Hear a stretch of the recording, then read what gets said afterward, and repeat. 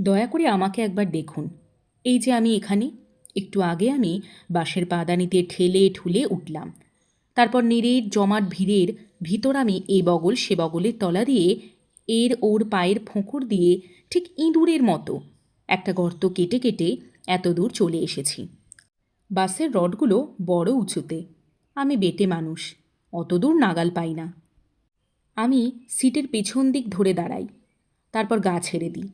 বাঁশের ঝাঁকুনিতে যখন আমি দোল খাই, আশেপাশের মানুষের গায়ে ভর দিয়ে টাল সামলাই, তখন আমার আশেপাশের লোক কেউ খুব একটা রাগ করে না, কারণ আমার ওজন এত কম যে কারো গায়ে ঢলে পড়লেও সে আমার ভার বা ধাক্কা টেরই পায় না। হ্যাঁ, এখন আমি বাসের পেছন দিকটায় একটা সিট চেপে ধরে দাঁড়িয়ে আছি। আমার দুধারে পাহাড়ের মতো উঁচু উঁচু সব মানুষ। তারা আমাকে এত ঢেকে আছে যে বোধহয় আমাকেই দেখা যাচ্ছে না, কিংবা দেখলেও লক্ষ্য করছে না কেউ। ওইটাই মুশকিল। আমাকে অনেকেই দেখে কিন্তু লক্ষ্য করে না। এখন আমি যার পাশে দাঁড়িয়ে আছি কিংবা যার মুখোমুখি, তারা আমাকে হয়তো দেখছে, কিন্তু নির্লিপ্তভাবে, যেন আমি না থাকলেও কোনো ক্ষতি বা লাভ ছিল না। তার কারণ বোধহয় এই যে আমার চেহারায় এমন কিছু নেই যাতে আমাকে আলাদা করে চেনা যায়। হ্যাঁ মশাই, আমি মাত্র 5 ফুট 2 ইঞ্চি লম্বা, রোগাই, তবে খুব রোগা নয় যেটা চোখে লাগে। কালোই, তবে খুব কালো নয় যে আর একবার তাকিয়ে দেখবে কেউ। 40 বছরের পর আমার মাথা ক্রমে ফাঁকা হয়ে চুল পাতলা হয়ে এসেছে, অথচ টাকও পড়েনি। টেকো মানুষকেও কেউ কেউ দেখে। তার ওপর আমার মুখখানা, সেটা না খুব কুৎসিত না সুন্দর। আমার নাক থ্যাবড়া নয়, চোখাও নয়, চোখ বড়ও নয়, আবার কুতকুতেও নয়।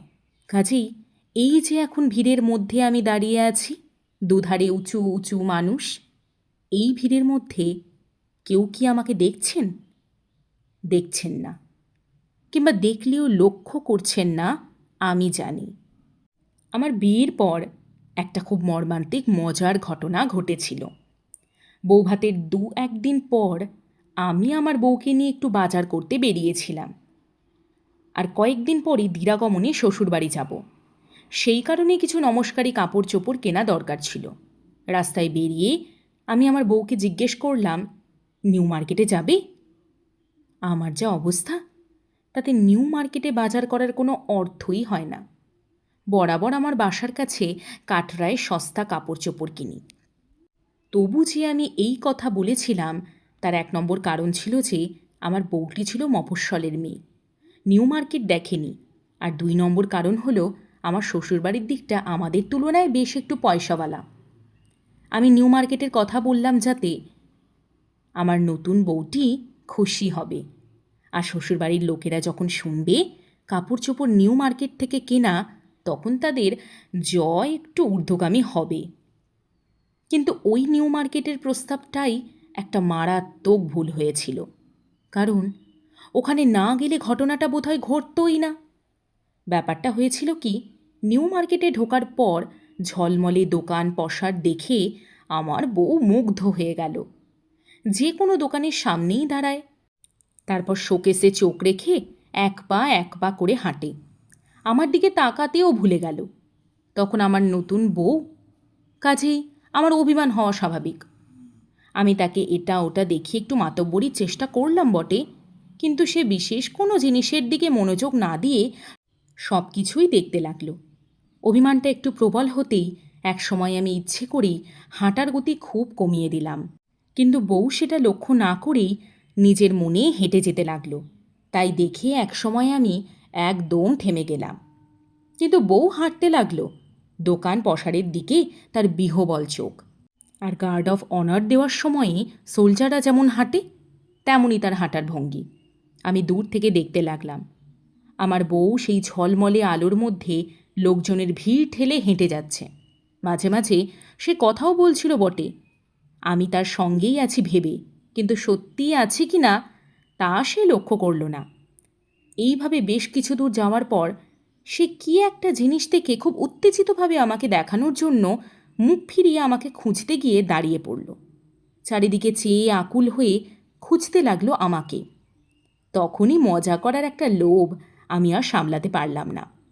নিউ মার্কেটে যে গোলকধাঁধার মতো গলিগুলি আছে তার মধ্যে যেটা আমার সামনে ছিল, আমি তার মধ্যে ঢুকে গেলাম। এবার মফস্বলের মেয়েটা খুঁজুক আমাকে। যেমন সে আমাকে লক্ষ্য করছিল না, তেমন বুঝুক মজা। আমি আপন মনে হাসলাম। আমি উঁকি মেরে দেখলাম আমার বউটা কান্না মুখে চারিদিকে চাইতে চাইতে ফিরে আসছে দ্রুত পায়ে। আমার কষ্ট একটু হলো ওর মুখ দেখে, তবু আমি আর একটু খেলিয়ে ধরা দেব বলে আমি গলির মধ্যে ঢুকে গেলাম। আর ও দিশেহারার মতো এদিক ওদিক অনেকবার হাঁটল, এগুলি সেগুলিতে খুঁজতে লাগলো আমাকে। আমি ওকে চোখে চোখেই রাখছিলাম। একসময় বুঝতে পারলাম যে এবার আমাকে না পেলে ও কেঁদেই ফেলবে, এমন করুণ হয়ে গেছে ওর মুখশ্রী। চোখ দুটো ছলছলে আর লাল হয়ে গিয়েছিল। তাই এক সময় ও যে গলিটাতে হেঁটে যাচ্ছিল, আমি পা চালিয়ে অন্য পথে গিয়ে সে গলিটার উল্টো দিক দিয়ে ঢুকলাম। তারপর হাসি হাসি মুখ করে দাঁড়িয়ে রইলাম। বিপরীত দিক থেকেও ও হেঁটে এলো। ঠিক মুখোমুখি দেখা হলো আমাদের। এমনকি ও আমার 1 ফুট দূরত্বের ভেতর দিয়ে হেঁটে গেল, তবু আমাকে চিনতে পারল না। খুব অবাক হলাম আমি। ও কি আমাকে দেখেনি? আবার আমি অন্য পথে তাড়াতাড়ি গিয়ে অন্য এক গলিতে একটা কাঁচের বাসনের দোকানের সামনে কড়া আলোয় দাঁড়ালাম। ঠিক তেমনই ও উল্টো দিক থেকে হেঁটে এলো, চারিদিকের লোকজনকে লক্ষ্য করল। আমার চোখে ওর চোখ পড়ল, কিন্তু আবার আমাকে পেরিয়ে গেল ও। এমনকি পেরিয়ে গিয়ে একবার পিছু ফিরেও দেখল না। এরকম কয়েকবার আমাদের দেখা হলো, কখনো বইয়ের দোকানের সামনে, কখনো ফলের দোকান কিংবা পুতুলের দোকানের সারিতে। কিন্তু ও আমাকে কোনোবারই চিনতে পারল না। উদ্ভ্রান্তভাবে আমাকে খুঁজতে খুঁজতে আমাকেই পেরিয়ে গেল। তখন আমি ভাবলাম, মফস্বলের এই মেয়েটা খুব ঘরেল। আমি ইচ্ছে করে লুকিয়েছিলাম বুঝতে পেরে এখন ইচ্ছে করেই চিনতে চাইছে না। কিন্তু ওর মুখের করুণ এবং ক্রমে করুণতর অবস্থা দেখে সে কথাটা সত্যি বলে মনে হচ্ছিল না। তবু আমি অবশেষে একটা ঘড়ির দোকানের সামনে ওর রাস্তা আটকে দাঁড়িয়ে গেলাম। বললাম, এই যে। ও ভীষণ চমকে গিয়ে অবাক হয়ে আমাকে দেখল। বেশ কিছুক্ষণ দেখে টেকে তারপরে ভীষণ জোরে শ্বাস ফেলে কেঁপে কেঁপে এসে বলল, তুমি তুমি কোথায় ছিলে তুমি? আমি কতক্ষণ তোমাকে খুঁজছি। আশ্চর্য এই যে, তখন আমার মনে হলো ও সত্যি কথাই বলছে। বাসায় ফেরার সময় ওকে আমি বললাম যে ওর সঙ্গে ওই লুকোচুরি খেলার সময়ে আমি বারবার ওকে ধরার সুযোগ দিয়েছি। ওর সামনেই দাঁড়িয়েছিলাম আমি। ও প্রথমটায় বিশ্বাস করলো না, কিন্তু আমি বারবার বলাতে ও খুব অবাক হয়ে বলল, সত্যি? তাহলে তুমি আর কখনো লুকিও না, এরকম করাটা বিপজ্জনক। বেদে ভাই কন্ডাক্টর, এখানেই আমি নেমে যাব। দেখি দাদা, দেখবেন ভাই আমার চশমাটা সামলে। ওই দেখুন, কেউ আমার কথাই শুনল না। আমি নামার আগেই কন্ডাক্টর বাস ছাড়ার ঘন্টি দিয়ে দিল। গেট আটকে ধুমসো মতো লোকটা অনড় হয়েই রইল, আর হাওয়াই শার্ট পরা ছোকরাটা কুনুয়ের গুতোই চশমাটা দিলে বেঁকিয়ে। তাই বলছিলাম যে কেউই আমাকে লক্ষ্য করে না, বাসে ট্রামে না, রাস্তায় ঘাটে না। আজকের দিনটা বেশ ভালোই, ফুরফুরে হাওয়া আর রোদ দিয়ে মাখামাখি একটা আদুরে আদুরে গা ঘেঁষা দিন। শরৎকাল বলে গরমটা খুবই নিস্তেজ। এখন এই রাস্তা দিয়ে হেঁটে যেতেই আমার বেশ ভালো লাগছে। ওই তো একটু দূরেই একটা ক্রসিং, আর তারপরেই আমার অফিস। এই দেখো, আমি ক্রসিংটার কাছে এসে রাস্তা পেরোবার জন্য পা বাড়াতেই ট্রাফিক পুলিশ হাত নামিয়ে নিল। আমার পার হওয়ার রাস্তাটা আটকে এখন চলন্ত গাড়ি আর গাড়ি। কেন ভাই ট্রাফিক পুলিশ? আমি যে রাস্তা পেরোচ্ছি তা কি দেখতে পাওনি? আর একটু হাতখানা তুলে রাখলে কি হাতখানা ভেড়ে যেত? যে লিফটে দাঁড়িয়ে আমি দোতলায় উঠছি, এই লিফটটা বোধহয় 100 বছরের পুরনো।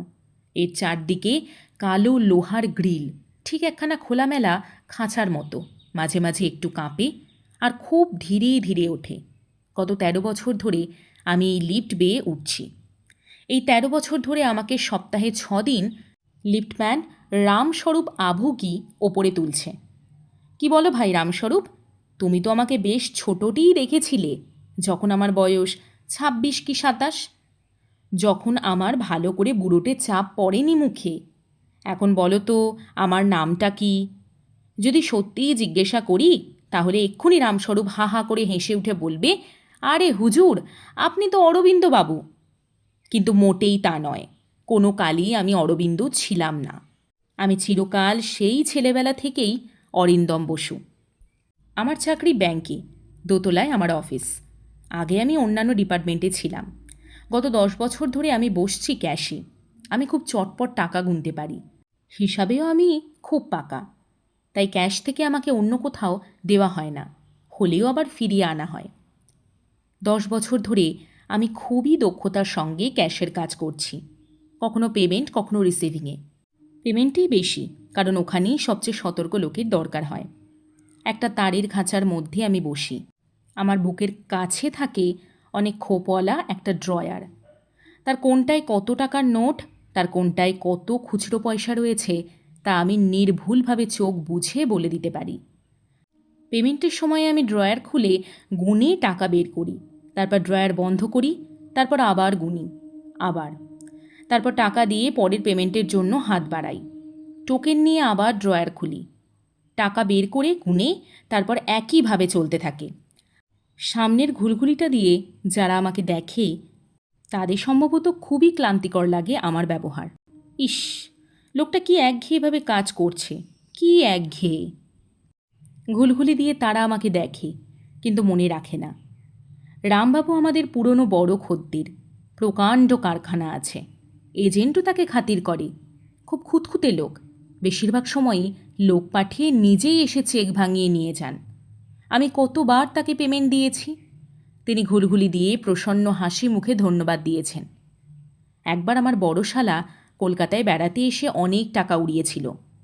সেবার সে আমাকে নিয়ে পার্ক স্ট্রিটের বড় একটা রেস্তোরাঁয়। সেখানে গিয়ে দেখি রামবাবু একা বসে আছেন, হাতে সাদা স্বচ্ছ জিন, খুব স্বপ্নলু চোখ। সত্যি বলতে কি, আমি ভাগ্যোন্নতির কথা বড় একটা ভাবি না। অন্তত সে কারণে রামবাবুর সঙ্গে দেখা করার কথা আমার মনেই হয়নি। আমি পুরনো চেনা লোক দেখে এগিয়ে গিয়েছিলাম। রামবাবু ভ্রু তুলে বললেন, কোথায় দেখেছি বলুন তো, মনেই পড়ছে না। তখন শালার সামনে ভীষণ লজ্জা করছিল আমার। লোকটা যদি সত্যিই চিনতে না পারে, যদি সত্যিই তেমন অহংকারী হয়ে থাকে লোকটা, তবে আমার বেইজ্জতি হয়ে যাবে। তখন আমি মরিয়া হয়ে আমার ব্যাংকের নাম বললাম যে আমি ক্যাশে। সঙ্গে সঙ্গে পরিষ্কার জিনের মতো স্বচ্ছ হয়ে গেল তার মুখ। প্রসন্ন হেসে বললেন, চিনেছি। কি জানেন, ওই ঘুলঘুলি আর ওই খাঁচার মধ্যে দেখতে দেখতেই অভ্যস্ত হয়ে গেছি। তাই হঠাৎ এ জায়গায়, বুঝলেন না, আসল কথা হলো ওই পার্সপেক্টিভ। ওটা ছাড়া মানুষের আর আছেটা কি যে তাকে চেনা যাবে। ওই খাঁচার মধ্যে ঘুলঘুলির ভিতর দিয়ে যেমন আপনি, তেমনই দেখুন এই কোট প্যান্ট টাই আর টাক মাথার মধ্য দিয়ে আমি। এসব থেকে যদি আলাদা করে নেন, তবে দেখবেন আপনি আর আমি, আমাদের কোনো সত্যিকারের পরিচয়ই নেই। এই দেখুন না, একটু আগেই আমি পার্সপেক্টিভের কথাই ভাবছিলাম। ছেলেবেলায় আমরা থাকতাম রেল কলোনিতে। আমার বাবার ছিল টালি ক্লার্কের চাকরি। কাটিহারে আমাদের রেল কোয়ার্টারে প্রায়ই পাশের বাড়ি থেকে একটা মেয়ে আসতো। তার সৎমা বলে বাসায় আদর ছিল না। আমাদের বাসায় রান্নাঘরে উনুনের ধারে আমার মায়ের পাশটিতে সে এসে মাঝে মাঝে বসত। জড়সড় হয়ে ছেঁড়া ফ্রকে হাঁটু ঢেকে পরোটা বেলে দিত। কখনো আমার কাঁদুনে ছোট বোনকে কোলে করে ঘুরে ঘুরে ঘুম পাড়াতো। মা আমাকে বলতো, ওর সঙ্গে তোর বিয়ে দেব। সেই শুনে সেই মেয়েটাকে আমি ভালো করে দেখতাম। আহ, কি যে নেশা লেগে যেত! কি করুণ কৃশ, খড়ি ওঠা মুখখানা, আর কি তীরতীরে সুন্দর, যেন পৃথিবীতে বেশি দিন থাকবে বলেও আসেনি। রামবাবু এটুকু বলেই দীর্ঘশ্বাস ছাড়লেন, আর আমি ব্যর্থ হয়ে জিজ্ঞেস করলাম, তারপর কি হলো? সে কি মরে গেল? রামবাবু মাথা নাড়লেন। না না, মরবে কেন? তাকে আমি বিয়ে করেছি বড় হয়ে। সে এখনও আমার বউ। ইয়া পেল্লায় মোটা হয়ে গেছে, বদমেজাজি, আমাকে খুব শাসনে রাখে। কিন্তু যখন দেখি ফ্রিজ খুলছে, গয়না হাটকাচ্ছে, চাকরদের বকছে, কিংবা সোফারকে বলছে গাড়ি বের করতে, তখন কিছুতেই বিশ্বাস হয় না যে এ সেই বেলি যার অসুখের সময় মা দুটো কমলালেবু দিয়ে এসেছিল বলে এক গাল হেসেছিল। আজ দেখুন, খুব ঝগড়া করে বেরিয়েছে ওর সঙ্গে। মনটা খিঁচড়ে ছিল। সেই ভালোবাসা কোথায় উবে গেছে এখন। কিন্তু এখানে নির্জনে বসে সেই পুরনো দিন উনুনের ধারে বসে থাকা ছেঁড়া ফ্রকে হাঁটু ঢেকে ওর বসার ভঙ্গি মনে পড়ে গেল। মনে পড়ল আমার মায়ের মুখ, সে মুখ বড় মায়া মমতায় ওর বসার দিন ভঙ্গিটুকু চেয়ে দেখছে। অমনি আবার এখন ভালোবাসায় আমার মন ভরে উঠেছে। বাসায় ফিরে গিয়েই এখনও রাগ ভাঙাবো, বুঝলেন না, বলে রামবাবু সেই সাদা স্বচ্ছ জিন মুখে নিয়ে হাসলেন। বললেন, ওই যে ঘুলঘুলিটা, যেটার ভেতর দিয়ে আপনাকে দেখি, সেটাই আসল। ওই ঘুলঘুলিটা। এই যে 23-24 বছর বয়সের ছেলেটা এখন পেমেন্টের জন্য দাঁড়িয়ে আছে, পেতলের টোকেনটা ঠুকঠুক করে অন্যমনস্কভাবে ঠুকছে কাউন্টারের কাঠে। ও আমাকে চেনে। ওর বাবার আছে পুরনো গাড়ি কেনাবেচার ব্যবসা। আগে ওর বাবা আসতো, আজকাল ও আসছে ব্যাংকে। মাঝে মধ্যে চোখে চোখ পড়লে আমি হেসে জিজ্ঞাসা করি, কি বাবা ভালো তো? ও খুশি হয়ে ঘাড় কাত করে বলে, হ্যাঁ। কিন্তু আমার সন্দেহ হয় যে একদিন যদি হঠাৎ করে এখান থেকে আমাকে সরিয়ে নেওয়া হয় এবং মোটামুটি সাধারণ চেহারার কোনো লোককে বসিয়ে দেওয়া হয় এ জায়গায়, তবে ও বুঝতেই পারবে না তফাৎটা। তখনও ও অন্যমনস্কভাবে পেতলের টোকেনটা ঠুকবে কাঠের কাউন্টারে, অন্যমনস্কভাবে চেয়ে থাকবে, চোখে চোখ পড়লে সেই নতুন লোকটার দিকে চেয়ে পরিচিতের মতো একটু হাসবে। ভুলটা ধরা পড়তে একটু সময় লাগবে ওর, কারণ ও তো সত্যি কখনো আমাকে দেখে না। ও হয়তো ওর নতুন প্রেমিকাটির কথা ভাবছে এখন। শিগগিরই ও একটা স্কুটার কিনবে। ও ঘাড় ফিরিয়ে রিসেপশনের মেয়েটির দিকে কয়েক পলক তাকালো, তারপর ঘড়ি দেখল, একবার টোকেনটার নম্বর দেখে নিল, ঘুলঘুলির ভিতর দিয়ে দেখল আমার দুখানা হাত ক্লান্তিকরভাবে মোটা একগোছা টাকা গুনছে। ও আমার মুখটা এক পলক দেখেই চোখটা ফিরিয়ে নিল, কিন্তু আমি জানি যে ও আমাকে দেখল না।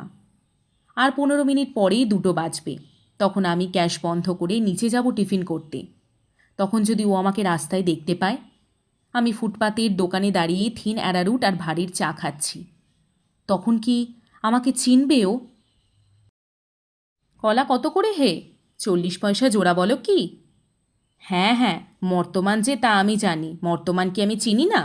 ওই সুন্দর হলুদ রং, মসৃণ গা, প্রকাণ্ড চেহারা, মর্তমান দেখলেই চেনা যায়।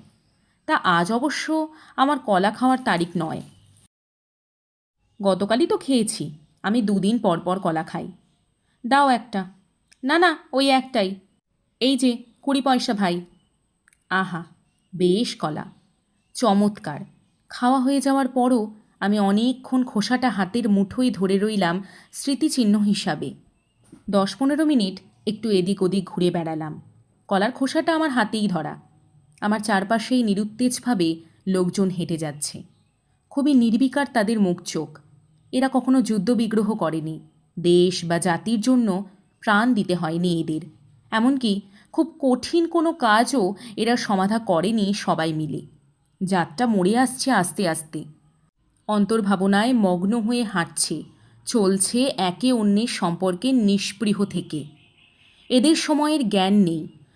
1969 বলতে এরা একটা সংখ্যা মাত্র বোঝে, 2000 বছরের ইতিহাস বোঝে না। এদের কাছে টেলিপ্যাথি কিংবা ক্রিক রো যেমন শব্দ, ভারতবর্ষ ঠিক তেমনই একটা শব্দ। দয়া করে আমাকে দেখুন, এই যে আমি অরিন্দম বসু। অরিন্দম বসু, এই যে, না লম্বা রোগা না ফর্সা একজন লোক। আমি টেলিপ্যাথি নই, ক্রিকরো নই, ভারতবর্ষও নই। ওই শব্দগুলোর সঙ্গে অরিন্দম বসু এই শব্দটার একটু তফাৎ আছে, কিন্তু তা কি আপনি কখনো ধরতে পারবেন? যাকগে সেসব কথা। মাঝে মাঝে আমারও সন্দেহ হয়, আমি কি সত্যিই আছি নাকি নেই। ব্যাংকের ওই ঘুলঘুলি দিয়ে লোকে হাত এগিয়ে টাকা গুনে নেয়, কেউ কেউ মৃদু হেসে ধন্যবাদ দিয়ে যায়। কিন্তু লোক বদল হলেও তারা অবিকল ওইভাবে হাত বাড়িয়ে টাকা গুনে নেবে, আর কেউ কেউ ধন্যবাদ দিয়ে যাবে, খেয়ালই করবে না ঘুলঘুলির ওপাশে বিশাল পরিবর্তন ঘটে গেছে। সেই নিউ মার্কেটের ঘটনাটার কথাই ধরুন না। আমার বউ হেঁটে হেঁটে আমাকে খুঁজছে, আমাকে সামনে দেখে চোখে চোখ রেখেও পেরিয়ে যাচ্ছে। আমাকে ভাবছে, কি আশ্চর্য, লোকটা গেল কোথায়। খুব যত্নের সঙ্গে কলার খোসাটা আমি ফুটপাতের মাঝখানে রেখে দিলাম। উদাসীন মশাইরা যদি এর ওপর কেউ পা দেন, তাহলে পিছলে পড়ে যেতে যেতে আপনি হঠাৎ চমকে উঠে আপনার সংবিত ফিরে পাবেন। যদি খুব বেশি চোট না পান আপনি, যদি পড়া হয়েও সামলে যান, তাহলে দেখবেন আপনার মস্ত লাভ হবে। আপনি চারপাশে চেয়ে দেখবেন, কোথায় কোন রাস্তা দিয়ে আপনি হাঁটছেন তা মনে পড়ে যাবে। দুর্ঘটনা গুরুতর হলে আপনার হাত পা কিংবা মাথা ভাঙতে পারত ভেবে আপনি খুব সতর্ক হয়ে যাবেন আপনার বিপজ্জনক চারপাশটা সম্বন্ধে।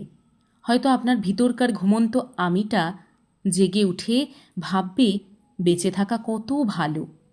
তখন হয়তো মানুষের সম্বন্ধে আপনি আরেকটু সচেতন হয়ে উঠবেন এবং বলা যায় না, আপনার হয়তো এ কথাও মনে পড়ে যেতে পারে যে আজ হচ্ছে 1969 সালের 16ই জুলাই, আপনার বিয়ের তারিখ, যেটা আপনি একদম ভুলে দিয়েছিলেন, এবং এই সালে আপনার বয়স 40 পার হলো।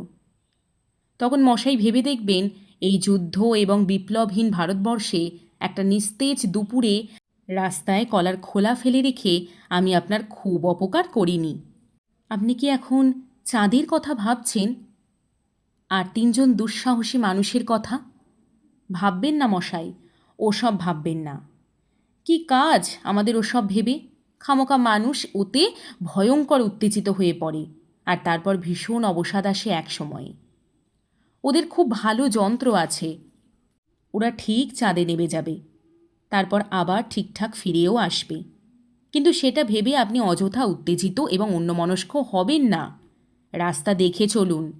রাজভবনের সামনে বাঁকটা ঘুরতেই দেখুন কি সুন্দর খোলা প্রকাণ্ড ময়দান, উদম আকাশ। কাছাকাছি যেসব মানুষগুলো হাঁটছে তাদের দেখে নিন। চিনে রাখুন যত দূর সম্ভব অন্যের মুখ, যেন যে কোনো জায়গায় দেখা হলে আবার চিনতে পারেন। এই সুন্দর বিকেলে ময়দানের কাছাকাছি আমি আপনার পাশেই হাঁটছি। আমাকে দেখুন। এই তো আমি আমার অফিস থেকে বেরিয়েছি, একটু আগেই বেরিয়েছি আজ খেলা দেখতে যাব বলে। মনে হচ্ছে আপনিও ওই দিকে, না? দেখুন কি আহাম্মক ছেলেটা অফসাইডে দাঁড়িয়ে সুন্দর চান্সটা নষ্ট করে দিল। আর মাত্র 10 মিনিট আছে, এখনও গোল হয়নি। আর ওই ছেলেটা, হায় ঈশ্বর, কে ওকে ওই লাল সোনালি জার্সি পরিয়েছে? ওকে বের করে দিক মাঠ থেকে। দিন তো মশাই আপনারা চোস্ত গালাগালিতে ওর ভূত ভাগিয়ে।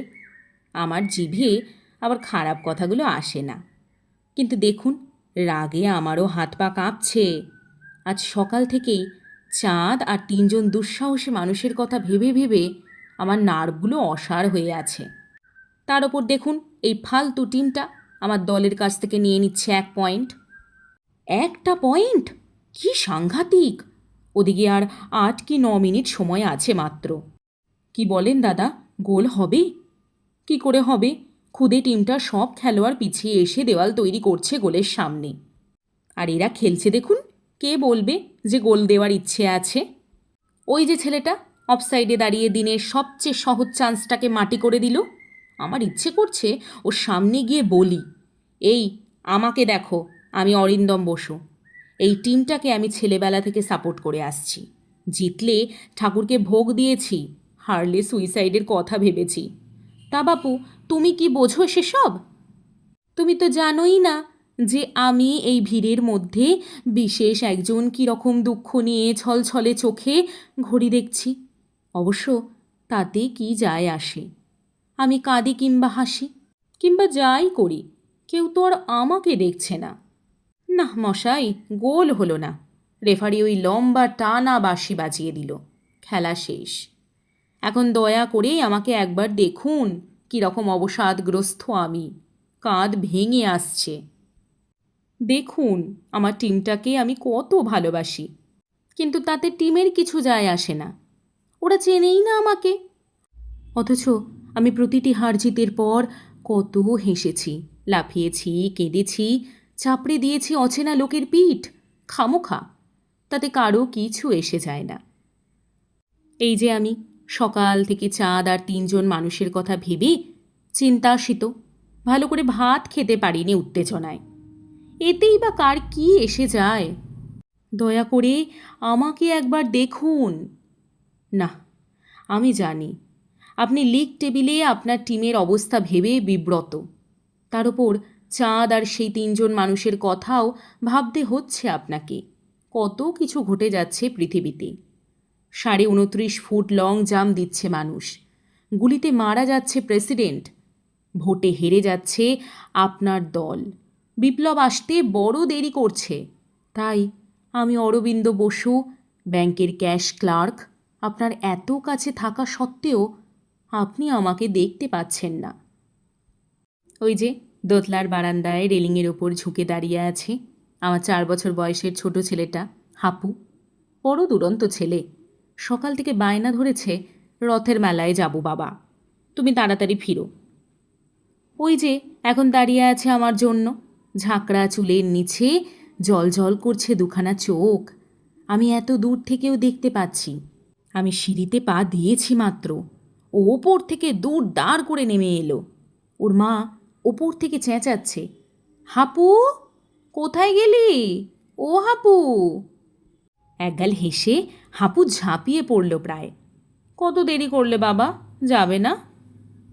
হ্যাঁ মশাই, বাইরে থেকে ফিরে এলে এই আপনজনদের মধ্যে আমি হাঁপ ছেড়ে বাঁচি। কচি ছেলেটাকে আমি কোলে তুলে নিলাম। ওর গায়ে মিষ্টি একটা ঘামের গন্ধ, শীতের রোদের মতো কবষ্ণ নরম গা। মুখ ডুবিয়ে দিলে মনে হয় একটা অদৃশ্য স্নান করে নিচ্ছি যেন।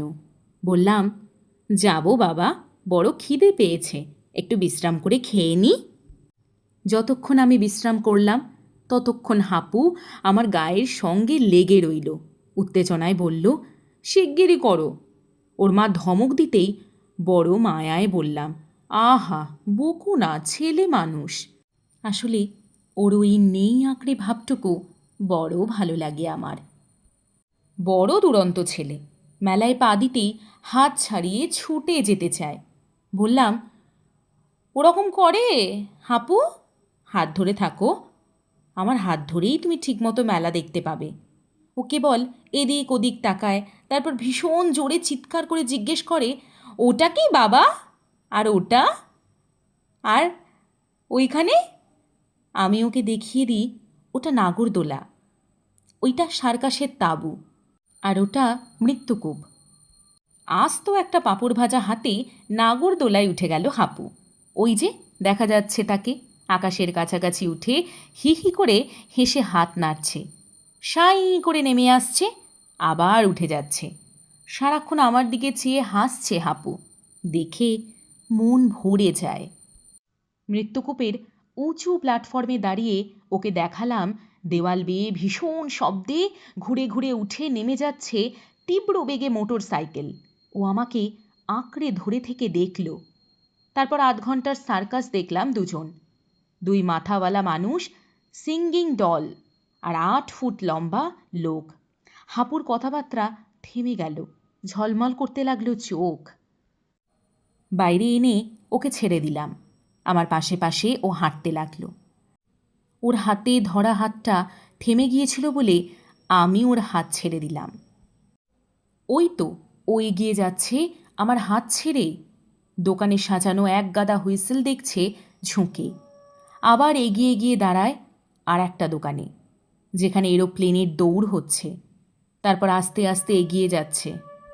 ও এয়ার গান আর রংচঙে বল দেখতে দেখতে আস্তে আস্তে পা ফেলছে। ক্রমে ভিড়ের মধ্যে চলে যাচ্ছে হাপু। আমি তখন আমার টিমটার কথা ভাবছিলাম। খামোক একটা পয়েন্ট নষ্ট হয়ে গেল আজ। চাঁদের দিকে চলছে 3জন মানুষ, ওরা কি পৌঁছতে পারবে? হঠাৎ খেয়াল হলো হাপুকে দেখা যাচ্ছে না কোথাও। ভিড়ের মধ্যে 1 সেকেন্ড আগেও ওর নীল রঙের শার্টটা আমি দেখেছি, তক্ষুনি সেটা টুপ করে আড়াল হয়ে গেল। হাপু বলে ডাক দিয়ে আমি ছুটে গেলাম। হ্যাঁ মশাই, আপনারা কেউ দেখেছেন নীল জামা পরা 4 বছর বয়সের একটা ছেলেকে? তার নাম হাপু, বড় দুরন্ত ছেলে। দেখেননি? ঝাঁকড়া ঝাঁকড়া চুল, জল জলে দুটো দুষ্টু চোখ।